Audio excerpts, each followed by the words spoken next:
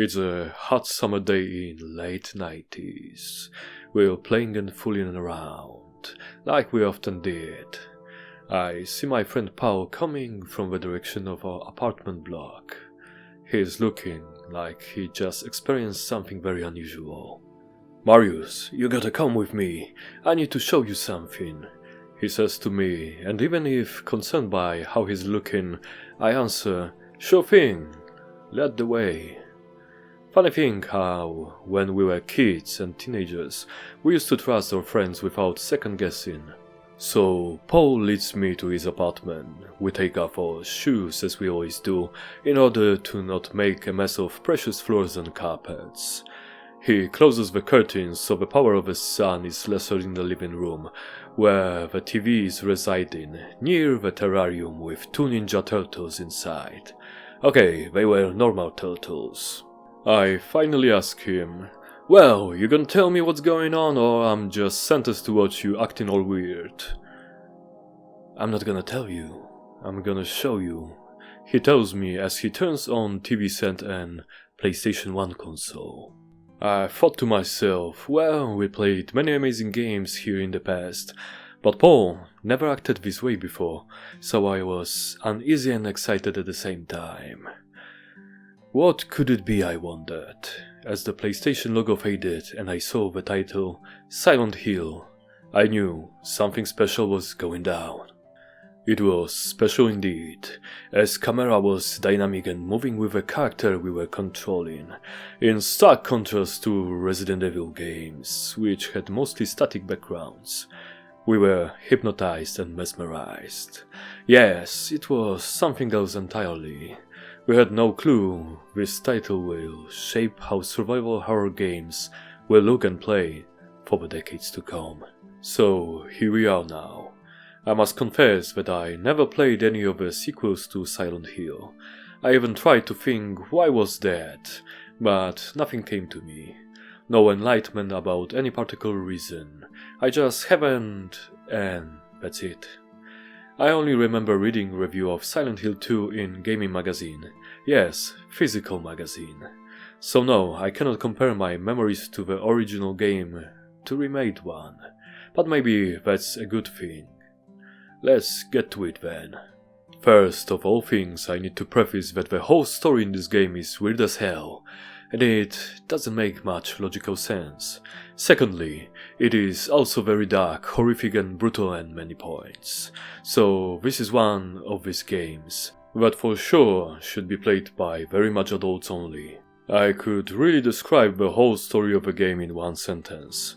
Wife of our protagonist is dead, yet she wrote him a letter, so he is going all in, scouring the spooky town in God know what part of US of A.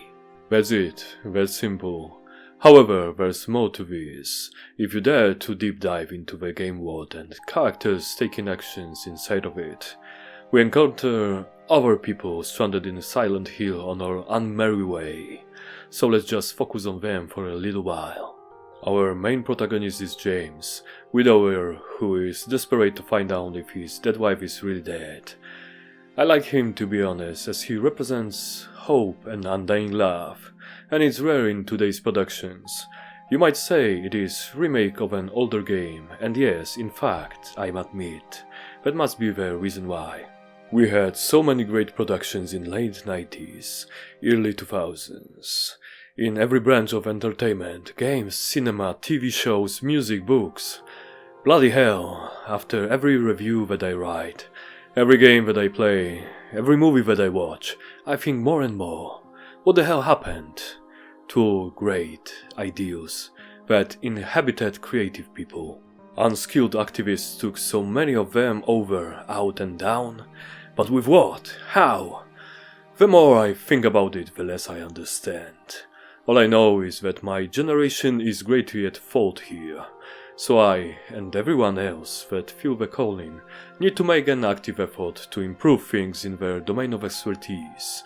With enough hard work, patience and love, I think we can do it. Anyway, at first I thought it was strange that James was so brave to go deeper into the town full of monsters and to fight them, and at the same time being a coward when interacting with other humans, but being closer and closer to finishing the game, I suddenly realized, after almost 15 hours, that he also represents the voice of reason in all this madness. He used calm logic in impossible situations, and in that moment, it was clear to me.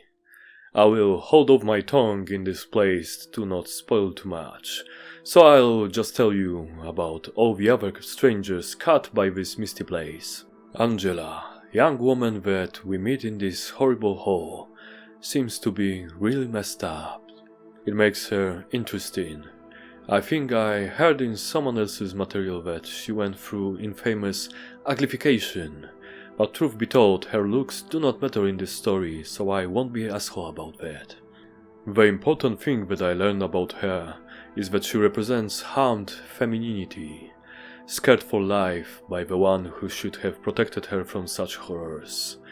She wants to be rescued and healed, yet she does not believe it is possible. The way she said, "It is always like this for me," moved me in the ways I would not dare to even try to describe. I'll just say that she was written and acted out in a very convincing way. Call me impressed. There is Maria, which reminds James of his late wife Mary, yet she shows the opposite characteristics in both visual stylization and behavior. Maybe she is a shameful representation of what James deep down wanted Mary to be, instead of exhausted by diseased remains of herself. Next we got Eddie, that seems to be out of his element at first, only to be shown later as the individual that understands circumstances completely and is ready to play the game. Fascinating. Last but not least, Laura, the little girl. She seems sinister, she gives me creeps, despite her little angel appearance. She looks like she could be James's daughter, strange indeed. She is unfazed by all the horror around that we can observe. She treats Silent Hill as her playground and she acts like a little brat for the most part. Just right at the end we get to know she was not that bad after all, yet still, what she represents I do not know, even when thinking extensively about it. Oh well. Trying to think logically about some aspects of this game do not make much sense, because so many things are unspoken and unsuggested. There is a certain charm in that, like analyzing a poem that is really dark and ethereal. Yes, that would be it. But since I am a random guy on the internet, let me tell you about some things that don't make any sense at all. Why? Because I chose to, even if it makes me an asshole. I just can't help myself. Okay, our so-called hero sticks his hand where I would never think to look for anything. Especially in decaying American town that is infested with all sorts of monsters from worst nightmares. He just goes and shoves his hand, even if reluctantly, to all kinds of awful places. This logic makes no sense. To make things worse, James also jumps into dark holes. This is madness. Moreover, physics of presented world do not make sense. For example, our main character needs to solve a puzzle, but more effective would be just breaking one item in order to get to its contents. Things like that make me stop and question my sanity, but maybe that was the purpose. However, immersion suffers every time it happens, and for some door James needs to find proper keys. Meanwhile, for others he just magically pulls out a random key from his sleeve. What the hell game? I mean, there is plenty of door already with a key inserted at one side of it, but maybe it doesn't renders properly sometimes. Hard to tell. Lastly, I will tell you about some observations I made while playing. Controlling James while in the company of our character, I had a feeling that I will soon hear Leon! Still, there are very different people when it comes to character. Where Leon was a true-born hero, man of action, strong and confident, when I think about it, he was kinda Mary Sue, he had no flaws that I could recall in a moment's notice. While James seems very weak and flawed at the beginning. The biggest gripe I had with storytelling was that the world presented in this title was never explained by any means. Sure, you can check lore behind it on the internet, but still, it made me feel unfulfilled. unsatisfied and uneasy. I wanted to know more. There is 8 endings to the game. I know that because when I finish the title for the first time, I check things like that on the internet. But I will not play this game all over 8 times, oh no.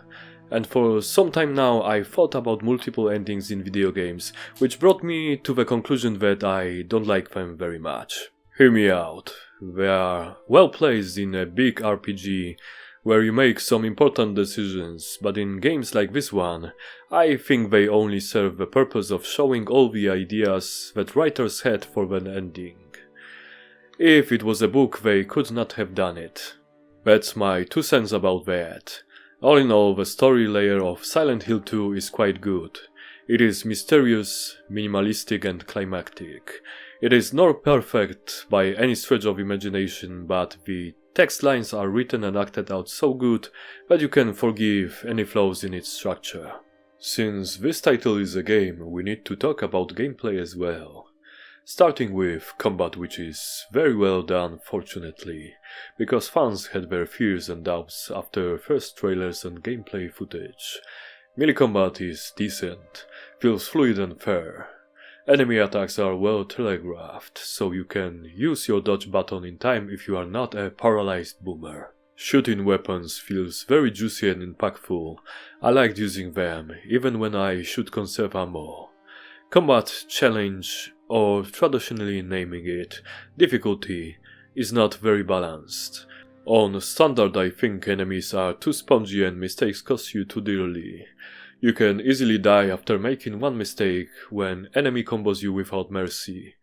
On the other hand, on easy enemies are, well, too easy, excluding boss fights of course, which can be very challenging even on easiest of settings. Hard I didn't even dare to touch. Enemies are fine, scary enough and fighting pretty fair for the most part. The best thing is that you can avoid many jump scares by scanning your surroundings carefully, in order to detect enemies that stay still, waiting to get jump on you. But instead, you can just jump on them. I like that very much. Bosses are good enough for what they are, nothing special except the infamous Pyramid Head, which is equivalent to the Nemesis from Resident Evil 3. I think the more important thing in this particular title is how it plays outside of combat, because that's where you're going to spend the majority of the time. First of all, there is too much running around and searching for anything to progress my boomer ass. I know backtracking was integral to these games in the past, and I am very grateful that developers took steps to minimize the amount of it in this remake. But they made some mistakes along the way too. Annoying thing is that you need to stand in really specific place in order to be able to interact with objects. That's why option in the gameplay section where you can turn off any interactions visual indicators is pure madness in my opinion. But well, if you are a masochist and get off on such things, who am I to tell you how to live your life? I like it very much when other character accompanied me, searching for some random stuff to solve another puzzle. It felt less lonely, which is very strange how this game makes me feel even more lonely than I am outside of it. Good job I guess. You can set puzzle difficulty but only at the start of the game. It has to do with written clues that you find and how hard they are to figure out solutions. Mechanically they remain the same, just clues and numbers change from what I gather. However, do not be happy if you solve a big puzzle, because just behind the corner lies another big puzzle supported by smaller ones, oi. This whole game feels like one big and long IQ test, more than anything. Actually, funny thing, the game made me write down the puzzle notes on the bottom of notes that I used now to write this review. Reminds me of times when we had notebooks and pens to write down stuff like that for console gaming, because I used Windows Notepad on PC back then. Or maybe I just imagined that. Paranoia seems to start kicking in. Oh man. Great thing is that we are not artificially limited with how much ammo or medicaments we can carry. It is so annoying in so many games, so I felt freed from the shackles of bullshit. So refreshing. Freedom! However, I wish there was autosave on exit game or something. Sometimes you need to finish gaming session and searching for a save game spot is annoying. Speaking of which, heavy atmosphere made me sometimes take breaks sooner than in other games. It was not a fear or an unnerving feeling, it was just heavy and overwhelming sometimes. Do not know if it's a pro or con, I guess it is what it is. I don't know if I was going crazy, but I could swear the light from the equipped flashlight was getting weaker and weaker as I progressed further into the game. So what about the game world? Locations look kinda too samey to me, making it hard to navigate without often checkups of map. I know it was similar in the original and maybe an element of inducing feeling of paranoia into players, but it really annoyed me too many times. Getting really too old for those heavy puzzle games. There's a psychotic schizophrenic aspect of the gameplay. Locations change layout and it means that some passages get blocked. I don't even know when and how most of the time, while others open up. So you need to retrace your tracks many times in order to find a path forward in this nightmarish maze. Maybe that's the whole point of this game. The important aspect of Present World is that if base nightmarish version of Silent Hill was not enough, there is second, even more horrific one. Bloody hell. Overall gameplay and design of the game is really good, with only some minor issues. Okay, so let's go as fast as possible through technical aspect of Silent Hill 2 Remake. And then I will tell you what's really important. So, game uses Unreal Engine 5. Overall it all looks very good minus some small details. Sometimes textures do not load on time and you can observe how they change several levels of details one by one. Fascinating to observe. Annoyingly, enemy models produce white outlines on some surfaces, looks out of place. Later on I have noticed the same outlines shimmering sometimes on our protagonist model and some other objects, but very briefly. It may be some occlusion bug with the implementation of Unreal Engine's ambient occlusion technique, I am not sure. Animations are good, nothing too crazy, but it's all decently made. Unfortunately, game presents not that good of a performance on high settings, but it scales very well and looks still good on low settings, with twice as much frames per second, so very good scaling. Still, pretty often stutters do annoy during gameplay, even if it is a slower atmospheric title. Good thing they never occur during combat, but outside of it when running around. I did not enjoy cutscenes in 30 FPS, what a slap in the face for high frame rates enthusiasts, and the fact that one of the mods for the game unveiled that it renders high details in the distance while in heavy fog is unacceptable.